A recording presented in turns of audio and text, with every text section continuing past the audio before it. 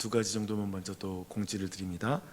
먼저는 오늘 저녁에 빛가람 교회연대가 준비한 그 2단 사이비 대책 세미나가 있다라는 거 기억해 주시고요. 또 가능한 또 처음 우리로서는 또 이런 교육을 하는 것이니까요. 힘써서 좀 참여해 주시면 감사하겠습니다.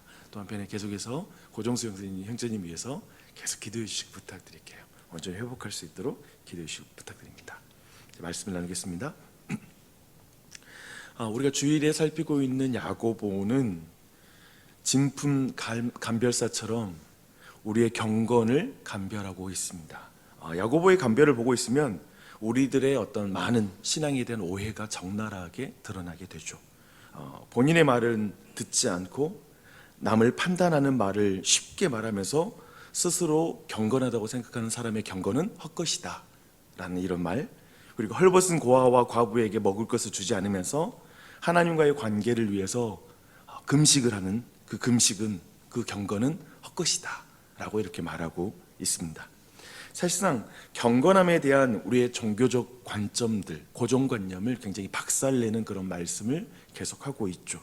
야고보는 이런 파격을 분명히 예수님께 배웠을 것입니다. 예수님은 이렇게 가르치셨습니다.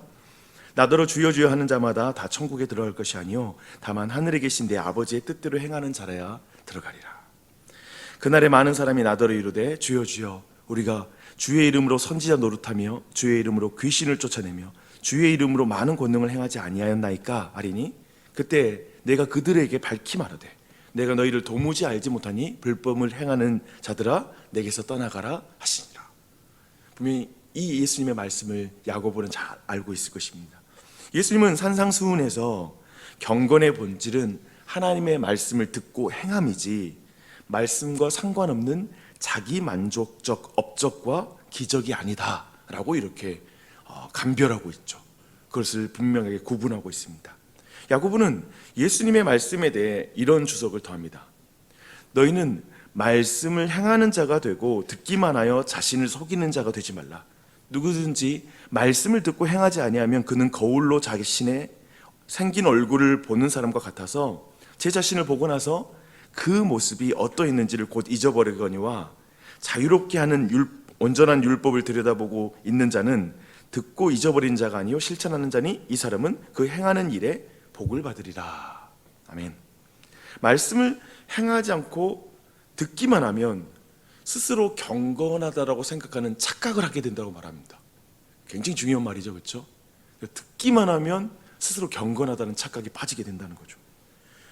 여기서 한 가지 꼭 제가 나누고 싶은, 평상시 하고 싶었던 그런 나눔이기도 한데, 유튜브 시대에 우리는 수많은 목회자의 설교를 쉽게 접근할 수 있게 되었죠. 그래서 제가 보니까 쉬지 않고 그냥 주일 설교를 듣기도 하지만 우리가 반복해서 듣는 경우도 있겠지만 굉장히 많은 설교자들의 설교를 이렇게 듣는 그런 분들을 우리가 종종 만나게 됩니다. 심지어 이제 라디오를 켜놓고 하루 종일 무슨 설교도 듣고 막 그렇게 뭘 들어요. 그렇죠? 그런데 참 어떤 의미에서는 그 간절한 마음과 그런 더 하나님 앞에 서고 싶어하는 마음을 충분히 공감할 수 있습니다. 근데 그런 분들이 꼭 기억해야 될 것이 있습니다. 누구든 말씀을 듣고 행하지 아니하면 이라는 말씀입니다. 계속 듣기만 하면, 어떤 경우에는 설교를 많이 듣고 신앙도서를 많이 읽는 게 심각하게 영적으로 해가 되는 경우가 있습니다. 분명 유익을 위해서 그런 것을 알고 있는데 그 자체가 굉장히 해가 되는 것이죠. 왜냐하면 스스로 경건하다고 착각하게 만들기 때문에 그렇습니다. 계속 뭐 틀어놓고 있으면 지금 집안이 경건하게 지켜지는 것 같아요. 그런 착각에 빠질 수가 있다는 것입니다. 종교 중독은 굉장히 위험하다고 생각합니다. 그래서 이런 부분들을 굉장히 경계해야 돼요. 그 많은 지식이 사랑을 낳고 있는지, 어제 정말 좋은 설교를 들었죠. 그 많은 지식이 우리에게 사랑을 낳고 있는지, 아니면 그 지식이 정죄를 낳고 있는지를 보면 쉽게 우리는 그런 걸 구분할 수 있습니다. 야고보는 정확하게 핵심을 짚어요. 말씀을 듣기만 하면 스스로를 속이는 자가 된다 라고 이렇게 말하고 있습니다. 대신 행하면 사실 어떤가요? 저도 경험했고 여러분이 경험했을 그 과정을 한번 말씀드릴게요. 여러분이 말씀을 듣고 행하려고 하잖아요. 그러면 자신이 온전한 자가 아니라는 걸 깨닫게 됩니다. 아, 내가 정말 신앙이 인격이 균열이 있구나. 야, 내가 정말 스스로 속고 있었구나라는 사실을 행하려고 하면 내가 그 말씀에 대한 믿음을 체크하게 돼요. 알게 돼요. 그러면 그리스도인은 겸손해집니다. 그리고 그 겸손하면 제일 먼저 나타나는 건 하나님께 지혜를 구합니다. 진짜 기도를 하게 됩니다. 그리고 이제 다른 사람에게도 경청하는 마음이 생겨요. 자기가 옳지 않으니까 다른 사람에게 겸손하게 듣게 됩니다. 야곱은 그것을 참된 경건이라고 말하고 있습니다. 그래서 주목할 필요가 있어요. 근데 이렇게 경건에 대한 사람들의 보편적인 편견과 그것을 깨뜨리는 구조는 오늘 말씀, 이 요한복음 오늘 말씀에서도 지금 반복되고 있습니다. 37절을 함께 읽겠습니다. 이렇게 많은 표적을 그들 앞에서 행하셨으나 그를 믿지 아니하니. 우리의 예상에 대한 파괴가 한 가지 나오고 있습니다. 뭐냐면 표적 곧 기적을 보면 사람들이 믿을 것이라는 기대가 여기 안에 깨지고 있습니다. 예를 들면 오늘날에는 내가 예수 믿어서 성공했어. 내가 성공하면 많은 사람이 믿을 거야.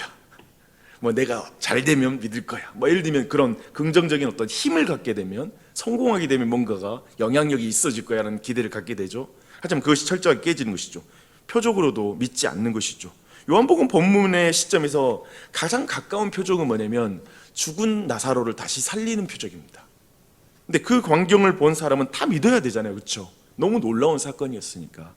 그런데 그렇지 않습니다. 11장 45절부터 여러분 바로 위에 있으니까 한번 보십시오. 예수님이 죽은 나사로를 다시 살렸다는 그 소식이 전해지자 바로 이어지는 게 뭐냐면 대제사장들과 바리새인들이 공회로 모이는 것입니다. 예수님을 믿기 위해서 모인 것이 아니라 예수님을 죽이려고 모였습니다. 굉장히 다른 반응이죠. 그 이유가 오늘 본문과 관련이 있어요. 47절부터 50절 말씀을 읽겠습니다. 이에 대제사장들과 바리새인들이 공회를 모으고 이르되 이 사람이 많은 표적을 행하니 우리가 어떻게 하겠느냐. 만일 그를 이대로 두면 모든 사람이 그를 믿을 것이요 그리고 로마인들이 와서 우리 땅과 민족을 빼앗아 가리라 하니 그 중에 한 사람이 그 해의 대제사장인 가야바가 그들에게 말하되 너희가 아무것도 알지 못함도다. 한 사람이 백성을 위하여 죽어서 온 민족이 망하지 않게 되는 것이 너희에게 유익한 줄을 생각하지 아니하는도다 하였으니. 그리고 이 말을 하자 이제 가야바의 말에 모든 공회원들이 공감하게 되죠. 죽은 나사로가 다시 살아나는 확실한 기적도 그들에게 믿음을 만들어내지 못했습니다. 예수님에 대한 어떤 신뢰도 만들지 못했습니다. 도리어 가야바의 말이 더 설득력을 얻고 있죠. 왜 그럴까요? 왜 그러냐면 그 이야기인즉 자기 땅과 민족을 로마로부터 지켜야 되기 때문에 그렇습니다. 그리고 이것은 어쩌면 그들 자신도 속고 있는 명분이죠. 우리 민족을 위해서라도 이 한 사람 죽는 게 우리 모두 고난당하는 것보다 낫지 않겠어? 라고 말하지만 사실은 그들 자신이 이 명분에 속고 있죠. 뭐냐면 사실은 그들은 그 체제 속에서 자신들의 정치적, 경제적, 종교적 지위를 지키고 싶은 것이죠. 왜냐하면 최소한 그 사회에서 지금 그들은 주류이니까요. 가장 높은 관직에 있으니까요. 그토록 모세의 율법을 사랑하는 대제사장과 바리새인을 포함한 공회 회원들, 아마도 그 개개인의 학문적 그리고 경건한 삶에 있어서 아마도 흠이 잡을 수 없을 정도로 굉장히 탁월한 사람들이 그 자리에 다 모여 있었을 것입니다. 그런데 그들을 지배하는 이야기는 뭐죠? 제국의 내러티브입니다. 제국의 이야기가 그들의 마음에 있죠. 그 가치가 그 안에 있죠. 지금 이 정도라도 누리고 있는 힘과 권력과 부를 지키려면 로마의 눈밖에 나서는 안 돼. 지금의 행복과 사랑하는 가족, 인생의 의미를 지키려면 우리가 지금 로마에 기생해야 돼. 여기를 이 부분 건드리면 안 돼 라고 생각하는 것이죠. 그래서 죽은 나사로를 살리는 그 표적으로 말미암아 예수님을 보게 되는 것이 아니라 도리어 예수님을 죽여야 할 표적으로 보게 만드는 것이죠. 말도 안 되는 결론에 도달하게 됩니다.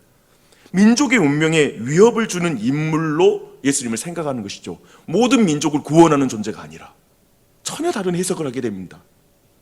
여기서 분명해지는 것은 여러분, 기적이 분명한 믿음을 만들지는 않는다는 것입니다. 도리어 사실 그 기적은 그들을 지배하는 이야기에 의해서 해석된다는 것입니다. 그들의 욕망에 의해서 해석될 뿐이에요. 이런 삶, 사실 우리의 삶에도 그렇습니다. 우리 삶에도 많은 기적이 있겠죠. 잘 돌아보십시오. 어제도 우리의 삶에는 하나님의 표적이 있었을 거예요. 주님이 인도하신 인도함이 있었을 거예요. 또 우리는 어떻게 해석했을까? 어제 종수 형제를 만났어요. 사고 상황을 더 자세하게 듣게 되었습니다. 새벽에 이젠 성정리역 가까이 이제 도착해서 이제 교통법규, 그 새벽 5시지만 교통법규 지키고 딱 신호등에 서 있는데 뒤에서 차가 들이받은 것입니다. 화물차가. 차는 이제 거의 폐차할 정도로 진짜 많이 망가졌더라고요. 사고가 나니 얼마나 별 생각이 다 들겠어요. 이제 병원에 누워 있고 한때 많은 생각이 스치겠죠. 법규를 지키지 않았으면 사고가 나지 않았을까? 그 새벽이니까 다들 이제 통과하잖아요. 딱 법규를 지키니까 뒤에서 들이받아. 뭐 어떻게 해석해야 될까?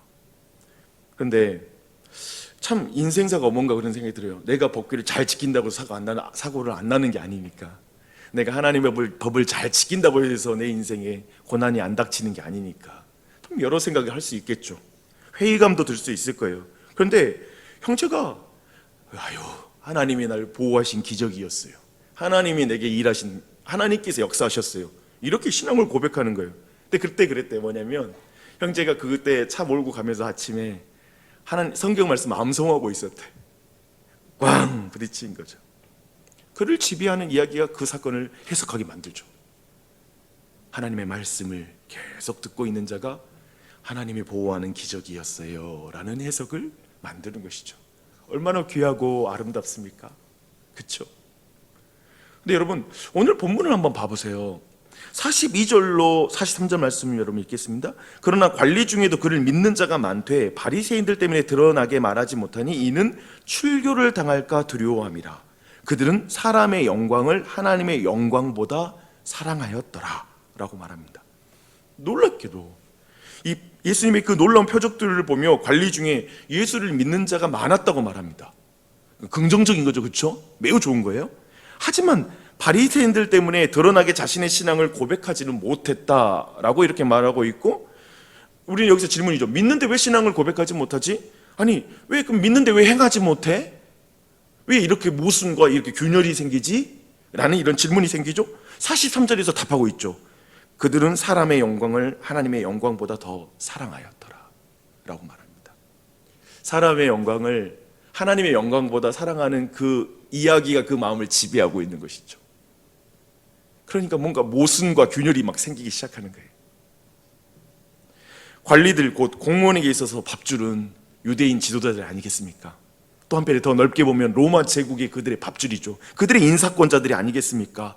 그들로 하여금 더 힘과 이 땅을 살아갈 때 현실적인 어떠한 영광, 부를 가져다 주는 것은 바로 그 라인에 서야 되는 것이 아니겠습니까? 요한은 그들이 믿음을 드러내지 못함, 믿음과 행함이 분리되는 이 사건에서 그들이 사랑하는 것이 무엇인지를 주목해야 된다라고 이렇게 말하고 있습니다. 그들이 사랑하는 게 뭔가? 그들을 지배하는 이야기가 뭔가? 그들은 사람의 영광을 하나님의 영광보다 사랑했다라고 이렇게 말씀하고 있습니다. 이렇게 보면 예수님을 죽이는 자들과 또 믿음과 행함이 분리된 관리들이 공유하는 것은 한 가지가 분명히 있죠. 그들 모두 세상의 이야기, 세상의 영광을 공유하고 있습니다. 참 두려운 일입니다. 그럼 나는 어떨까라는 생각을 해봐요. 목사로서 저는 어떨까? 저는 주님이 오시는 그날에 저도 마태복음 7장의 말씀처럼 주여 주여 제가 주의 이름으로 선지자 노릇하며 주의 이름으로 귀신을 쫓아내며 주의 이름으로 많은 권능을 행하지 아니하였나이까? 주의 이름으로 목회했고 주의 이름으로 나주혁신 장로교를 세웠고 하다가 여기 왔습니다 라고 말할 것 같아요. 근데 잘 보십시오. 말씀 잘 보면요 되게 흥미로운 게 있어요. 주여 주여 말하고 나서 주의 이름으로 선지자 노릇하고 귀신을 쫓아내며 많은 권능을 행하였다 이렇게 인수분해하면 되잖아요. 주의 권능으로, 주의 이름으로를 한 번만 쓰고 뒤에다가 말하면 되는데, 주의 이름으로 내가 이것도 했고 주의 이름으로 이것도 했고 주의 이름으로, 이걸 반복해서 지금 말하는 건 글쓰기에서는 좋은 글쓰기는 아니죠. 근데 여기서 지금 강조하고 있는 뭐냐면, 쉽게 말해서 이 사람은 스스로 주의 일을 되게 열렬하게 하는 사람이었다는 것입니다. 그리고 굉장히 그렇게 착각하고 있다는 것입니다. 굉장히 난 경건해라고 생각한 것이죠. 근데 그날에 그 착각이 드러나요. 목회라는 것, 어떻게 보면은 설교라는 것, 모든 것 다 거룩하게 보이고 그거 다 주님이 다 받으실 것 같은 것으로 보이는데, 실은 나의 영광과 세상의 영광을 취하는 방법의 연속이 될 수 있다라는 걸 성경은 말하고 있는 것이죠. 두려운 일이죠, 그렇죠? 주 안에 사랑하는 여러분, 그래서 질문하는 것이죠. 누구의 영광을 우리는 구하고 있는가? 나는 누구의 영광을 구하고 있는가? 사람의 영광인가? 하나님의 영광인가? 한번 점검해 볼 수 있죠. 제가 보니까 주님 앞에서 점검하는 자가 사실상 정말 믿음이 없는 자에게 사실은 저주받은 자인 것 같아요. 주님 앞에 가서 이걸 점검해. 근데 살아있을 때 말씀 듣고 점검할 도전을 받는 건 사실상 복받은 사람들이에요. 이 땅에서 우리는 이걸 점검하고 있잖아요, 그리스도인들이. 그건 너무나 기쁘고 감사할 일이에요. 한번 점검했으면 좋겠어요. 누구의 영광을 구하는가? 근데 이때 두 가지 감정을 꼭 살펴보십시오. 여러분이 정말 두려워하는 것, 두려워하는 그 상황이 뭔지, 그 두려움이라는 감정을 점검하면 내가 무엇을 구하고 있는지가 보일 거고요. 또 하나는 내가 정말 사랑하는 것이 무엇인지, 사랑과 두려움이라는 감정을 잡고 들어가면 내가 구하고 있는 영광이 보이게 될 것입니다. 나 이거 잃으면 인생 잃었어 라고 생각하는 그거, 그리고 그것이 바로 또 내가 사랑하는 것이기도 하죠. 그렇죠? 그걸 한번 점검해 보십시오. 그리고 나서 거기에 멈추면 안 돼요. 꼭 이 말씀을 여러분의 마음에 해주셔야 돼요. 너희 안에 이 마음을 품으라. 곧 그리스도 예수의 마음이니 그는 근본 하나님의 본체시나 하나님과 동등됨을 취할 것으로 여기지 아니하시고 하나님의 그 동등한 영광을 취할 것으로 여기지 아니하시고 오히려 자기를 비워 종의 형체를 가지사 사람들과 같이 되셨고 사람의 모양으로 나타나사 자기를 낮추시고 죽기까지 복종하셨으니 곧 십자가에 죽으심이라. 이러므로 하나님이 그를 지극히 높여 모든 이름 위에 뛰어난 이름을 주사 하늘에 있는 자들과 땅에 있는 자들과 땅 아래에 있는 자들로 모든 무릎을 예수의 이름에 꿇게 하시고 모든 입으로 예수 그리스도를 주라 시인하여 하나님 아버지께 영광을 돌리게 하셨느니라. 꼭 이 말씀을 들려주세요. 이 말씀 붙잡는 게 그리스도인이에요. 그리스도의 모든 영광을 버리고 이 땅에 오셔서 십자가에 달리신 예수님 보면서 그분의 사랑스러움이 여러분을 하여금 하나님께 영광 돌리게 할 거예요. 이 세상 영광을 버리게 만드는 능력은 거기에서 나올 거예요.